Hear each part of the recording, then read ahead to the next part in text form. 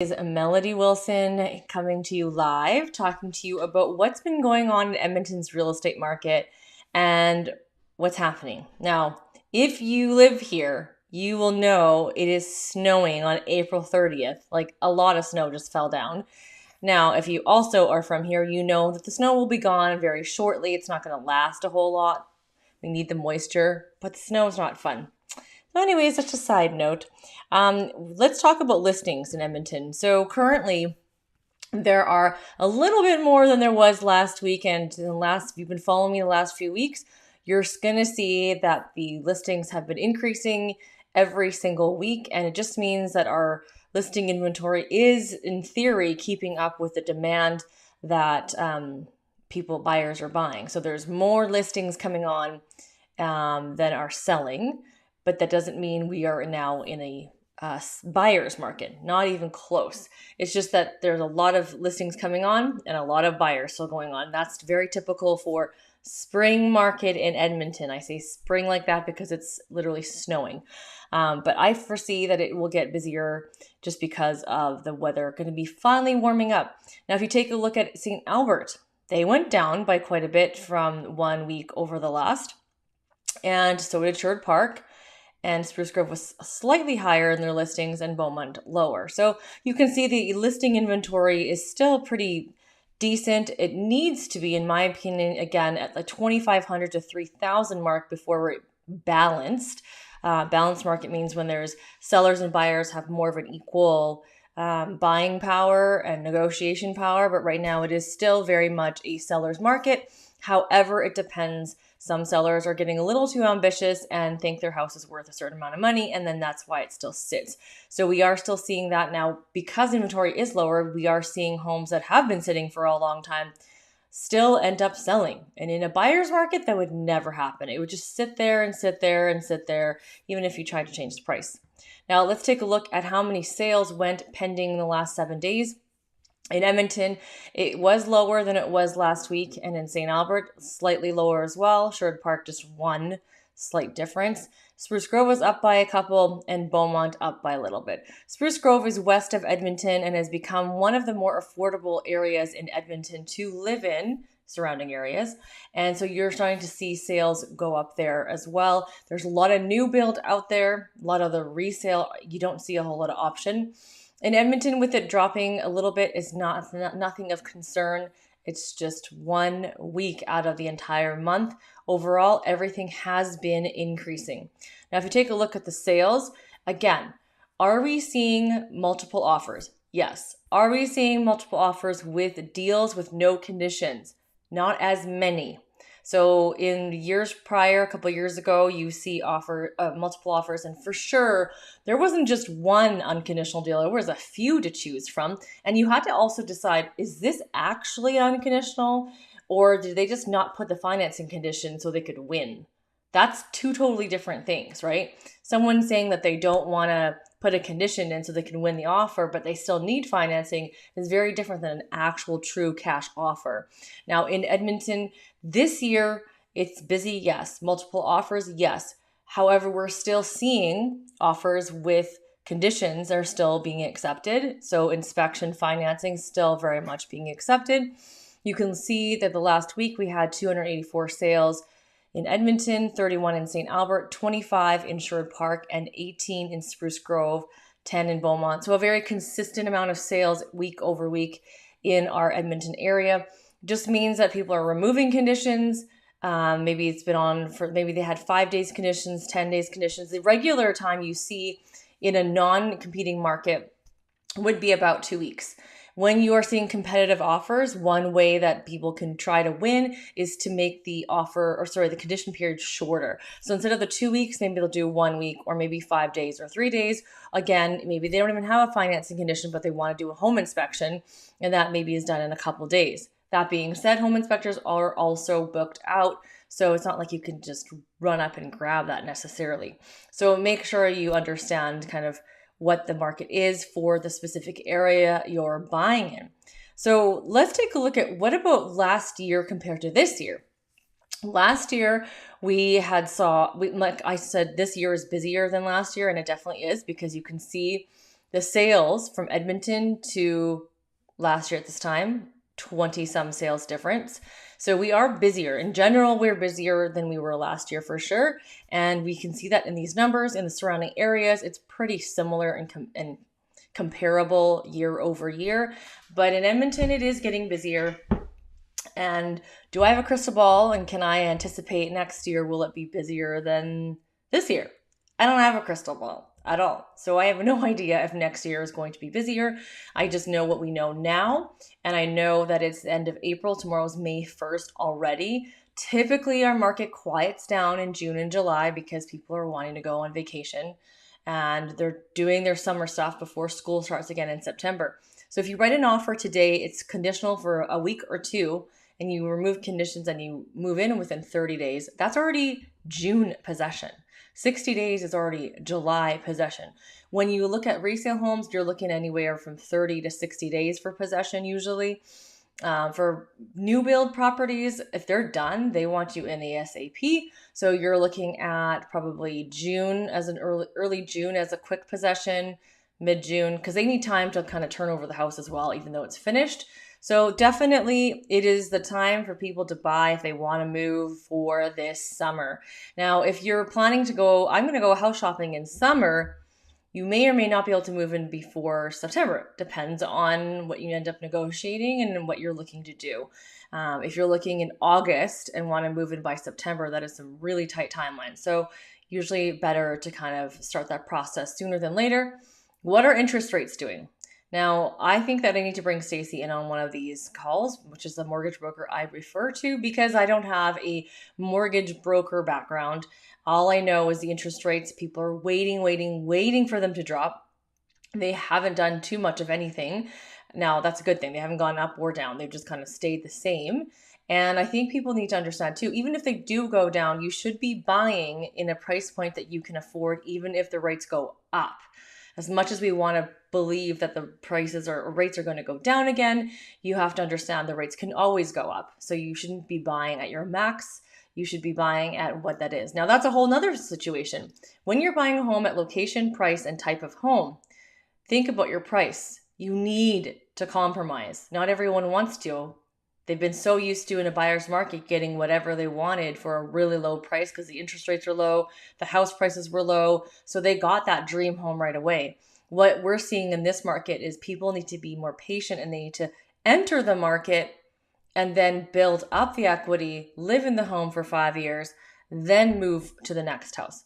And I know that's a bit more challenging, but that's how you can afford to buy a home and stay within your budget instead of going crazy and saying, oh, I really want this house, and it used to be $500, now it's $650. I guess I'll just spend $650. If this is your first home, it's your first ever time owning a property, you probably shouldn't enter the market that expensive. You should probably look at the $450 to $500 range. Now, keep in mind that is the most competitive price point still.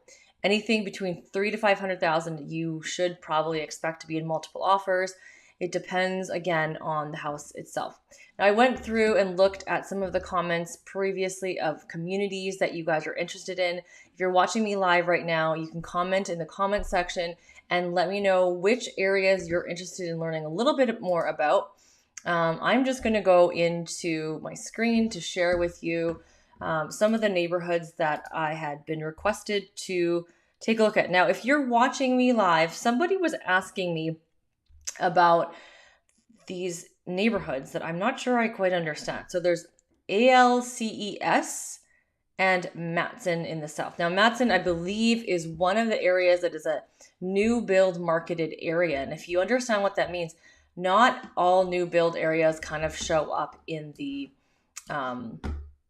MLS. Because, for example, in Secord, you've got Henley Heights, West Secord, Secord Heights, but it's all on MLS, Secord. So I'm going to take a look at some of the other areas that someone had asked. I don't know if I covered this last time because last week I had some technical difficulties, but Summerside was something that someone asked about. Now, if you're looking at a lake community and you're from Calgary, or you are comparing to Calgary, Calgary has a lot of lake communities. Edmonton has the one. It has Summerside, and then St. Albert has Jensen Lakes. And they do have a higher price point to enter into. Summerside's older than Jensen Lakes. Jensen is a bit of a newer area. So if we take a look at what is currently for sale, you'll be able to see that Summerside ranges anywhere from $370,000 all the way to $1.9 million. Now you can see these P's mean pending and A's are active. So there's a lot of purple pendings here, which means that a lot of these sales have already come. The average list price is $713,000, median at $599,000. If I show you what's sold in the last 30 days, I give you an idea of what's selling in Summerside. That's 17 properties in the last 30 days is pretty decent. And let's take a look. The average is about $520,000, starting from $376,000 to $675,000 as what has sold in the last 30 days. And you'll see, let me just show you. This one sold for $376,000, and this is a duplex. So the garage is in the back. And one of my clients bought something very similar to this. So no quartz countertops. If you want to increase the value of a property, you can change your countertops and it would increase your value, make it more desirable. Flooring, painting also helps as well. But this is a decent home for $376,000.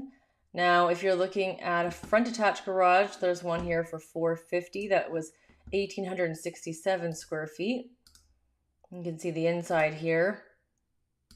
This is an older laminate. I think it might be vinyl flooring there. And these are wide angle lens cameras. So this is, again, 1,876 square feet. It's not massive. This is the kitchen, which is an oak. So this is a more dated home. If you wanted to bring some equity value up here, you buy this house and you renovate it. Now I saw floors are taken out in here. I also saw this. This is usually water turned off and potentially a foreclosure. The average price is $520,000. So what does that get you? Well, let's take a look at this 2,079 square feet house. So it shows you it's a laned home. Oh, these are the homes that are in Summerside. This is Summerside Boulevard, where it's like lots of kids for Halloween trick-or-treating. And they have these very wide frontages, which is very atypical right now to find in any home. And then the garages, double garages in the back. So when a house is wide, it feels really luxurious and feels very spacious in a house because it's wide and not long and narrow, which is a lot of the newer homes. So this is an older style. But like I said, people aren't doing this anymore, but they really should. If you want to increase the value of your home, then it definitely is going to help. Now, I see a comment here, so let's just bring that comment up. Does the recent zoning rule change mean land value in established neighborhood would increase as the city aims to densify? That is a good question. That is a question that is very much a crystal ball question. This is very similar to when people ask me about when Rogers was being built. Is that value going to go up because of that building? We won't know until we actually have facts, okay? So, for example, if I can look at the sold comparable, then it is. Now, in theory, that zoning change it affects everyone because anyone could build on there, but is anyone going to build on there? That's what you need to look at in terms of the neighborhoods. Because in the neighborhoods, not everyone's going to build. Now, you also did ask about bungalows, raised bungalows versus... let me just change the screen here. You asked about raised bungalows and,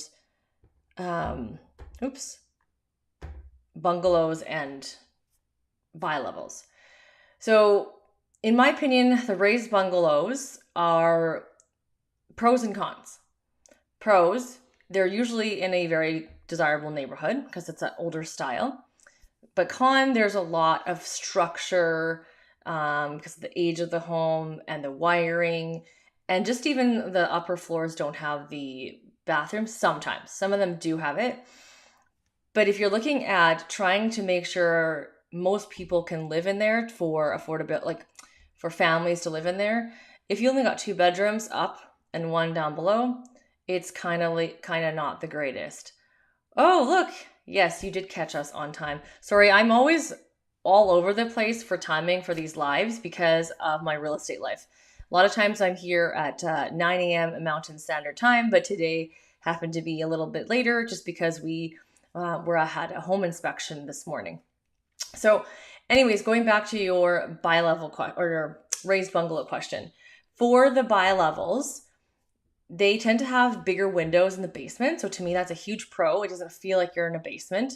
For the bungalows that are just traditional bungalows, you tend to have, usually they're wider and they're bigger. So they're usually, you'll see them anywhere from 1,000 all the way to 1,600 square feet. The raised ones don't typically go that wide, and they go up because of that raised. And so, or sorry, not raised, because of the size and the year that it was built, it typically is a little bit smaller in that sense. So I would say the con is just the size and the upkeep and the wiring. A lot of these have older wiring. If they're built in the 50s, it could have asbestos. If you're looking to rip it down and put an infill in there, you still have to do asbestos abatement. So that is still something you have to consider. So if that answers your question, when you work with a realtor, they'll be able to dial down specific areas to show you value, renovated value with the infills value versus renovated versus just buying as is. Now, if we take a look at, let's go look at another neighborhood. If anybody has a neighborhood they're looking for, I'm going to take a look at Granville. That is in the West Edmonton area. And in the last 30 days, only 3 properties have sold. So let's take a look at what's sold and how much is selling in there. If you don't know where Granville is, it's really close to the Hamptons, really close to the River Cree and the Costco. So we had 531, 543, 590. Look at the days on market, 10, 16, 14. It typically means that it had an offer right away and had they waited for offers to get presented for a couple of days, but when it got listed, and then it had like a pretty tight turnaround. And you can see this one was listed, well, it got sold for higher than it was listed for. They're built in 2012 and 2015. Let's take you inside. This one was listed at 525, it sold for 543. This one was listed at 539 and sold for 531. So there is some strategy, right? Because this was, if you're priced a little bit too high or low, it can impact what's going to sell. So here is one property that sold. You've got granite countertops. That's soft hardwood, it's maple hardwood, I believe. This dark brown cabinetry was a big thing back in 2010 to 2017, right? So that span of time, you're going to see a lot of the dark brown cabinets, dark brown finishing, cream walls. If you want to update this look without changing all your floors and cabinets, the color Revere Pewter, just a hack for you to know. When we sell our houses, we suggest that because it actually modernizes and brightens up the home. So this house has a front attached garage, half bathroom. This is interesting. That's a side entry, so you've got quite a little bit of a space there. A little small bonus room. That's like virtual staging. And then another bedroom. That's not quartz countertops, it's the regular, more virtual staging. And then upstairs laundry, which is always nice. So I'm sure a lot of you guys are watching this going, hey, I'd buy that for under 600,000. Yes, you and everybody else. And so that's why this one sold as quickly as it did. It sold for 543, 2,000 square feet. Pretty decent price. People are looking, I'm finding a lot of people are looking for homes that are in the 500, 550 range. And that is a good place to stay. You're just going to have to be patient, A, in waiting for the house to come up, and B, you have to be patient enough to like actually win it. And so you saw that one was listed at 525. It almost sold for 20K over list price. And then the other one sold for slightly lower, and that's in Granville. There is the need for you to look at a few communities when you're searching for homes, because a lot of times they're pending. A lot of homes get typically listed on Wednesday, Thursday, Friday. So don't lose heart if you're looking for homes right now and you're seeing, oh, there's nothing to look at. Typically, we'll see more homes be listed on those days, and you'll be able to look at the houses with everybody else over the weekend, and then they may or may not look at offers that day of, or they might look at homes, offers on like the Monday or Sunday. All right, so let's take a look at another question we have here.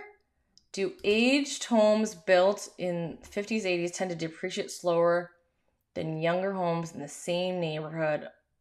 Only the building value, not the land value included. Well, when it comes to looking at home values, we always include the land value in there as well, not just the property. So when you look at sold properties in a certain neighborhood, you're going to look at what has sold brand new, what has sold resale that's renovated, what has sold that's just as is, and you take a look at that. The realtors will take a look and decide what their price point breakdown is. Appraisers do the same thing.